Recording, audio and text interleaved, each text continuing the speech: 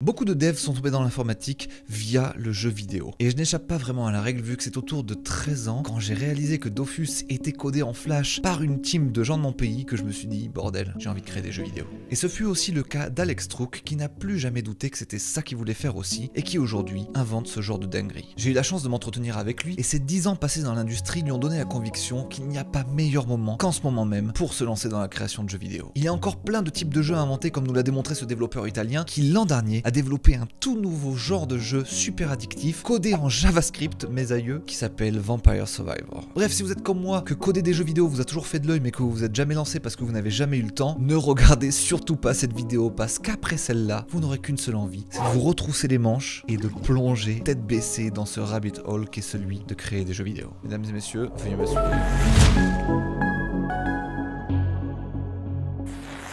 Assez tôt dans sa vie, Alex a su qu'il voulait créer des jeux vidéo. Il savait qu'il avait deux voies possibles dans le domaine, le code ou le côté artistique. Les deux lui plaisaient bien, mais il avait quand même un sacré coup de crayon. Il a commencé une école d'art dans laquelle il a appris comment mettre sa technique au profit de l'industrie du jeu vidéo, et quelques temps plus tard, il devenait environment artist. Dans les boîtes AAA, surtout quand tu es environment artist, ça va être soit, je sais pas, tu vas faire les arbres, tu vas faire un baril, tu vas faire des briques, etc. Donc c'est vraiment tout ce qui est environnement. Comme il y a des caractères artistes, il y a des environnement artistes, il y a ceux qui font les effets spéciaux, c'est vraiment très séparé. Quand je dis AAA, c'est vraiment les très gros jeux vidéo à très gros budget, style Ubisoft, EA, etc. Avec des centaines de personnes sur un jeu. T'as placé des bouts d'herbe dans un Assassin's Creed, exactement. par exemple. Pas Assassin's Creed, mais ouais, voilà.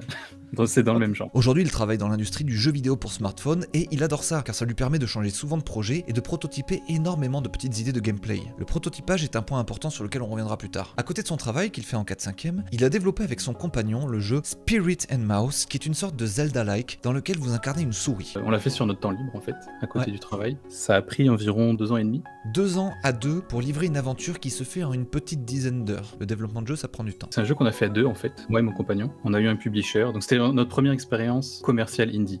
C'est-à-dire qu'on avait fait des jeux indie, des game jams, etc. Mais c'était le premier jeu commercial qu'on a fait, qu'on a release, qui tourne encore. Là, on fait des portages, on fait des trucs, etc. Moi, je faisais surtout le code et l'animation et le son. Et mon compagnon, c'était l'art, l'écriture et plein d'autres choses. Mais sinon, tout le reste, on se mergeait parce qu'il y a beaucoup d'autres choses après qu'on a mélangé. Et après, on a travaillé avec des musiciens, une musicienne pour la musique. Et on avait un publisher qui nous a aidé pour quelques autres choses. Donc, un petit peu de marketing, tout ce qui est QA, c'est-à-dire débugger, tester le jeu, etc. C'est quelque chose qu'on a toujours voulu faire et qu'on continue à faire. On veut que, parce qu'on est tout petit et qu'on aime faire des petits projets, on va rester deux, on restera deux pour faire le corps du projet. Puis ça fit bien, voilà. C'est trop bien en plus, si tu fais ça avec ton gars, enfin c'est une belle histoire quoi, ça doit vachement...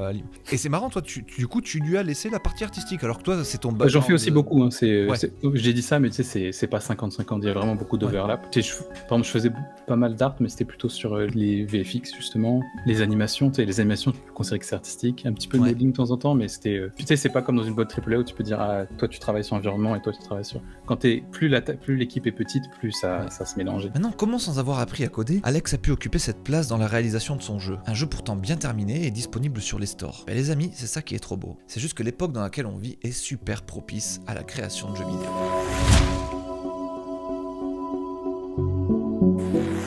Justement, il n'y a pas de meilleur moment qu'aujourd'hui pour commencer parce qu'il y a tellement de tools. Si on parle juste des game engines, par exemple, à l'époque, même avant moi, j'ai jamais connu ça, tu vois. Enfin, je travaillais dans des boîtes où c'était des engines custom, mais en tant qu'indie, aujourd'hui, tu veux faire un jeu, tu prends Unity, tu prends, je sais pas, Construct, tu prends Unreal, il y en a tellement, il y a tellement de ressources, c'est vraiment super facile de commencer. C'est juste, faut prendre le temps, regarder des tutoriels, puis s'amuser, quoi. Il faut vraiment pas avoir peur de commencer. C'est pas dur. Même si tu connais pas trop le code aujourd'hui, tu peux quand même te lancer. Non, j'ai l'impression avec Unreal, par exemple, c'est des blocs comme ça que tu mets les uns à côté des autres. Même Unity, ils ont du visual scripting. Je suis un artiste de base, je savais pas programmer. Tu as sorti un jeu vidéo qui est sur les stores. Je pourrais dire que je sais un peu plus programmer qu'il y a 10 ans, parce qu'à force d'en avoir fait, je me considère pas comme un vrai programmeur, tu vois, mais je sais assez pour me débrouiller. Mais quand j'ai commencé, ça c'est peut-être un conseil pour les gens qui aimeraient faire du vidéo mais qui ont peur de la programmation, c'est commencer avec du visual scripting, donc c'est des systèmes nodo.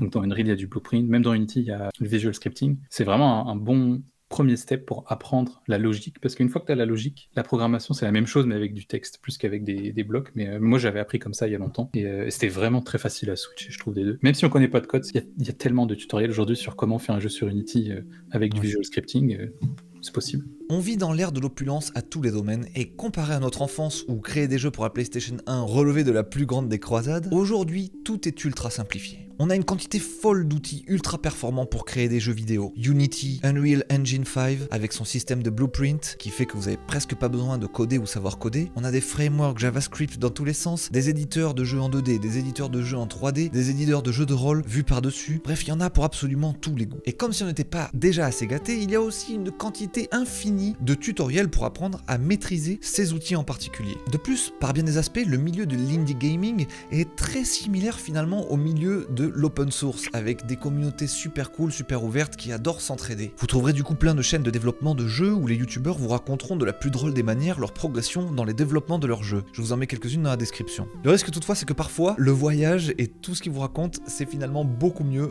que le jeu vidéo final en fait. Mais bon, vous regretterez tout de même pas de vous être abonné à ces gens là, vous allez apprendre beaucoup. Et enfin la crème de la crème pour apprendre à la vitesse de la lumière et faire ses armes, on a en l'occurrence des game jams qui ont l'avantage de poser une deadline bien précise et qui vous forcera à rendre un truc coûte que coûte et peut-être trouver l'adversité nécessaire pour dépasser vos limites et apprendre à vitesse grand V. Vous apprendrez tout particulier une notion super importante qui est celle du scope, bien scoper son jeu. Malgré cette opulence de ressources disponibles, on est encore loin d'avoir inventé tout ce qu'on pouvait inventer dans le jeu vidéo. Et son histoire avec un grand H attend très probablement votre contribution pour révolutionner le game comme l'a fait ce créateur italien l'an dernier, comme on va le voir tout de suite. Il y a un an, un développeur front-end italien du nom de Luca Galante a inventé à lui seul un nouveau genre de jeu vidéo, un genre qui portera le nom de son œuvre, Vampire Survivor. Vampire Survivor est un jeu développé par une personne toute seule avec les technologies qu'elle maîtrisait à ce moment-là, le JavaScript. Et ça, le JavaScript, à nous développeurs front-end, ça nous parle. L'envie de créer un jeu était là, était présente, alors Luca a regardé les frameworks disponibles pour réaliser son jeu et s'est lancé avec le premier qu'il a trouvé, à savoir Phaser.io. Il s'est acheté un kit d'assets à un prix absolument ridicule, histoire d'avoir un prototype un peu plus fun que vraiment juste des carrés bleus et des ronds rouges. Il s'est lancé et en très peu de temps il a rassemblé tous les ingrédients qui a créé une nouvelle recette ultra addictive dont il vendra des centaines de milliers de copies en même pas un an. Pour l'écriture de cette vidéo j'ai téléchargé ce jeu sur les conseils d'Alex et je me suis tellement fait aspirer l'âme que la vidéo a failli jamais ne voir le jour tant j'ai geeké sur le jeu plutôt que d'écrire ces lignes. Bref, je vous ai parlé de Vampire Survivor parce que c'est un exemple absolument parfait pour les gens qui regardent cette chaîne. C'est un exemple extrêmement récent, c'est une success story, c'est fait en JavaScript qui est une technologie qu'on maîtrise à peu près tous ici. Toi là-bas derrière, je te vois. Si tu la maîtrises pas tout à fait encore, c'est pas grave. Tu es au bon endroit sur cette chaîne. Mais ce qui m'a vraiment donné envie de m'intéresser aux jeux vidéo dernièrement, c'est notamment le thread d'Alex et tout l'enthousiasme qu'il y a derrière. Et ça, on va le voir tout de suite. J'ai été absorbé par les graphismes que j'y voyais et comment Alex expliquait que dans le jeu vidéo, t'es pas obligé de toujours faire les choses dans les règles de l'art. Il y a par exemple 1000 façons de faire un vaisseau sur de l'eau. Il y a la version Hollywood, vous savez, celle qui aura un rendu AAA, mais qu'on ne remarquera finalement à peine dans le jeu vidéo final. Et puis il y aura celle-là, celle d'Alex, qui ne respecte aucune convention, qui n'est faite que de briques et de broc, et qui me donnera instantanément l'envie de posséder le jeu qui propose ces graphismes. Et c'est ce côté de regarder ce que j'aime bien, et c'est pour ça que j'aime bien le prototype, parce que souvent c'est que ça. Tu as besoin d'un effet tout de suite pour représenter du feu, j'en sais rien, bah parfois tu vas juste prendre un cube, tu le mets en rouge et tu le scales, hop, ça fait du feu, on s'en fout, ça marche, tu vois. Et parfois c'est en faisant des choses comme ça que tu arrives à trouver des looks vraiment uniques. Parce que moi j'aime bien. Dans le jeu vidéo, il faut expérimenter et laisser parler sa créativité. La solution ne sera peut-être pas la plus élégante ou la plus répandue, mais ce sera celle qui touche nos cœurs et ça, cette part belle, la recherche et l'émotion, c'est vraiment ce qui me passionne de ouf. Que vas-tu faire de ce vaisseau qui va à toute allure sur les mers, qui font penser à tous les mangas qu'on avait à la télé dans les années 90, c'est le but, quoi. C'est ça. Le point de départ de ça, c'était vraiment... parce que oui, j'ai pas vu Cowboy Bebop, je suis désolé. Mais même sans le voir, tu sais, j'ai toutes ces images en tête, tu vois. Ouais. Et en gros, je sais pas pourquoi à un moment j'avais juste une image en tête d'un animé que je pense qu'il n'existe pas, mais que j'ai créé dans ma tête, mais en même temps c'est un truc super cliché. C'était juste un vaisseau qui va très vite sur l'eau. Tu sais, c'est très cliché, tu vois. Et genre j'aimais bien ce truc. Et j'ai commencé à faire de la recherche, puis j'arrivais pas à trouver l'animé que je pensais dans ma tête, parce qu'en fait il n'existait pas, c'est juste j'avais créé une sorte de mix. Est-ce que c'était pas Dragon Ball? Parce que l'air de rien, Dragon Ball, peut-être que c'est Dragon Ball sur la flotte. Oui, c'est vrai. Peut-être inconsciemment s'inspirer. Après, en faisant des recherches, j'ai trouvé plein de choses. Genre, il y a Macross, même dans Evangelion, il y a un peu des choses comme ça. Genre, oui. C'est très cliché, tu vois, quelque chose qui va très vite au-dessus de l'eau. Mais en tout cas, je savais que c'était ça l'inspiration. C'est je vais faire quelque chose qui va très très vite au-dessus de l'eau et que ce soit très ensoleillé. Et que, je sais pas, je trouve qu'il y avait cette vibe-là dans les trucs des années 90, etc. Donc voilà, je suis parti là-dessus. Puis j'ai fait un petit vaisseau parce que c'était drôle. Puis... Et donc, le but de ce truc-là, c'est une fois que j'ai fait ça, j'ai vu que ça marchait pas mal aussi. Tu sais, les gens ils trouvaient ça cool et il y a beaucoup de gens qui disaient, j'aimerais y jouer. Puis au début, j'étais genre non, parce que je voulais juste faire une illustration. Puis à un moment, j'ai quand même continué. Puis je me suis dit, au principe, j'en faisais un jeu. Essayons de prototyper qu'est-ce que ça pourrait être, parce que tu sais, par exemple j'ai fait de l'art, c'est vu de côté, c'est joli tu vois, mais c'est pas un jeu. Mais les gens aimeraient bien avoir ce feeling dans un jeu, donc je me suis dit ok, je vais essayer de faire un prototype pour avoir ce feeling-là de vitesse. Donc du coup, j'ai fait d'autres choses, j'ai changé la caméra, j'ai essayé de m'inspirer un peu de Star Fox, etc. Là, genre, j'ai fait d'autres vues de derrière. C'est juste en train de jouer, de déplacer un vaisseau. J'ai repris les mêmes assets, tu vois. Le projet est encore un petit peu sale, tu vois, parce que c'était pas un projet de jeu vidéo, c'était un projet pour faire une illustration. Mais je m'en fous pour l'instant. C'est juste pour voir est-ce que c'est possible d'avoir le même feeling que le GIF en gameplay, tu vois. Et donc là, pour l'instant, je joue là-dessus, puis tu sais, j'ai ajouté, puis c'est vrai que à force de travailler dessus, je me dis, ah, il y a quand même quelque chose. Je suis encore très très tôt dans le process, mais ce que j'aime bien avec ce projet, c'est en fait, je veux en faire un petit jeu, je pense, un petit jeu gratuit, un petit truc arcade, pas très long. C'est vraiment parce que j'ai déjà mon travail la journée, plus les jeux indie, plus ça, c'est encore un petit truc sur le côté, tu vois. Ça revient au scope de ce que je disais avant, je peux pas en faire un jeu gigantesque. Il y aura peut-être quelqu'un d'autre qui le fera et tant mieux. Mais moi, ce sera un tout petit jeu parce que j'ai pas le temps de faire autre chose, tu vois. Quelle tristesse. Après, ça se trouve, le petit jeu, il sera trop bien en lui-même et t'auras fait le tour, tu vois. Ça arrive souvent que t'as des idées qui vont faire un tout petit jeu ou une game jam. Et puis après, si ce truc-là il marche, et bah tu prends, tu l'expendes et t'en fais un vrai jeu. Ouais. On peut donc arriver au résultat que l'on souhaite de la manière qu'on le souhaite. Mais maintenant, je vous entends dire derrière vos écrans là-bas, le même que tout à l'heure là, qui n'était pas très fort en JavaScript. Ne penses-tu pas que tout a déjà été fait, Benjamin Code? J'aimerais ici faire une analogie avec les mangas. Il y a tellement de licences différentes qu'on pourrait croire qu'après 30 ans ou 50 ans, je sais pas exactement depuis quand ça dure, on aurait fait le tour. Pourtant, il sort tous les jours de nouvelles idées plus barges les unes que les autres, et certaines d'entre elles deviennent des best-sellers. Regardez par exemple Chainsaw Man, un manga avec des gens en tête de tronçonneuse. Sur le papier, ça vend pas des masses. Vous dites, mais c'est cette histoire, Benjamin? Bah, qui aurait cru que ça marcherait si bien? Dans le domaine du jeu vidéo, j'ai l'impression que c'est un peu la même chose. Il y a encore plein d'idées de barges ultra loufoques à inventer. Regardez récemment la Only Up, le jeu où tu dois juste grimper toujours plus haut. Il y a un seul élément de gameplay, le fait de pouvoir se balader sur une carte et sauter, et t'accrocher, c'est tout, et tu grimpes comme ça. Et ben ça a fait un best-seller. Et ça m'a pas l'air si compliqué que ça à coder non plus. Vous voyez là où je veux en venir? Regardez aussi des jeux comme Rocket League, vous jouez au foot avec des voitures. C'est des idées complètement zinzin et ça marche trop bien quoi. Et des idées comme ça, je pense qu'il y en a à la caisse. Vous pouvez même faire un chapeau avec des mots absurdes dedans, comme ça vous tirez deux mots au hasard, vous assemblez les deux trucs ensemble. Genre, non, je vais pas vous dire ce que j'ai trouvé parce que vous allez me voler mon idée de jeu vidéo prochaine. Mais voilà, vous avez capté l'idée, lancez-vous. Enfin, ce que je voulais dire, c'est que même dans les classiques qui existent déjà, vous pouvez créer des twists. J'ai déjà joué à des jeux de vaisseau, mais un jeu de vaisseau avec les graphismes d'Alex, j'achète direct. Dernièrement, par exemple, on a eu le retour des graphismes style PlayStation qui reviennent de ouf à la mode. C'est peut-être le moment de revisiter un classique avec ce style. Comme ce gars-là sur Twitter qui nous met que des extraits du jeu qu'il est en train de développer avec ses graphismes, et ça rend littéralement fou furieux. J'achète Day One, et j'espère que ce sera pas décevant, mais en tout cas, les graphismes, c'est de la folie. Le look PlayStation 1 PSX, là, c'est à la mode en ce moment. Quand tu regardes les jeux indie, c'est très cyclique. Hein. T'as le 8 bits, 16 bits, donc le pixel art, ça c'est intemporel, ça restera toujours. C'est vrai que t'as la nostalgie de l'époque. En fait, c'est toujours en décalé, tu vois, genre. Oui. T'as la nostalgie de l'époque PlayStation 1 maintenant, et puis ça se trouve dans 5 ans, on aura la nostalgie de l'époque PlayStation 2, tu vois. Les gens qui jouent à la PlayStation 1 sont les codeurs d'aujourd'hui, donc c'est normal que... Mais il y a un côté avec l'aspect PSX, il y a beaucoup de jeux indie qui sortent là, qui sont vraiment populaires avec ce look-là. Et je sais pas, personnellement j'aime bien parce que c'est un peu crunchy, c'est pas aussi propre que les jeux classiques. C'est un mix de pixel art et de...